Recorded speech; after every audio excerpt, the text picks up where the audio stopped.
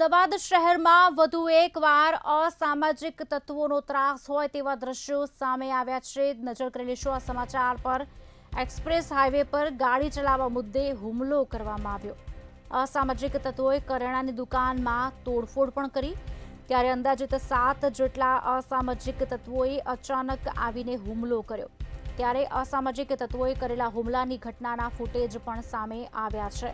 ત્યારે સમગ્ર મામલે રામોલ અને ખોખરા પોલીસ સ્ટેશનમાં ફરિયાદ પણ નોંધાઈ છે।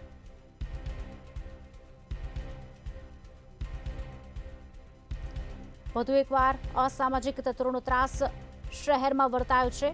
એક્સપ્રેસ વે પર ગાડી ચલાવવા મુદ્દે હુમલો કરવામાં આવ્યો।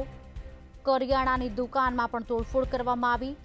અંદાજિત 7 જેટલા અસામાજિક તત્વોએ અચાનક હુમલો કર્યો છે। આજ અંગે વિગત આપશે અમારા સંવાદદાતા સુમન ઠાકોર ફોનલાઈન પર જોડાયા છે। સુમન, વધુ એકવાર શહેરમાં અસામાજિક તત્વોનો ત્રાસ જોવા મળી રહ્યો છે। શું છે સમગ્ર ઘટનાને અપડેટ્સ શું મળી રહ્યા છે? કયા પ્રકારની કાર્યવાહી? જે ચોક્કસપણે કહી શકાય કે વારંવાર અસામાજિક તત્વોનો આતંક છે તે સામે આવતો હોય છે, ત્યારે ફરી એકવાર અસામાજિક તત્વોનો આતંક સામે આવ્યો છે। એક્સપ્રેસ હાઈવે પર ગાડી ચલાવનારા મુદ્દે અસામાજિક તત્વોનો પર હુમલો છે તે કરવામાં આવ્યો। તો કહી શકાય કે 7 જેટલા અસામાજિક તત્વો પર કરાયો હતો હુમલો અને તેના ઘટના સ્થળના સીસીટીવી છે તે પણ સામે આવ્યા છે। અને કહી શકાય કે રામોલ અને ખોખરામાં અલગ અલગ જગ્યાએ ફરિયાદ છે તે પણ નોંધાવી છે અને વારંવાર આવા કિસ્સાઓ છે તે સામે આવતા હોય છે। અસામાજિક તત્વોનો આતંક હવે ક્યારે અટકશે તેવું જોવાનું રહ્યું છે। આભાર સુમન।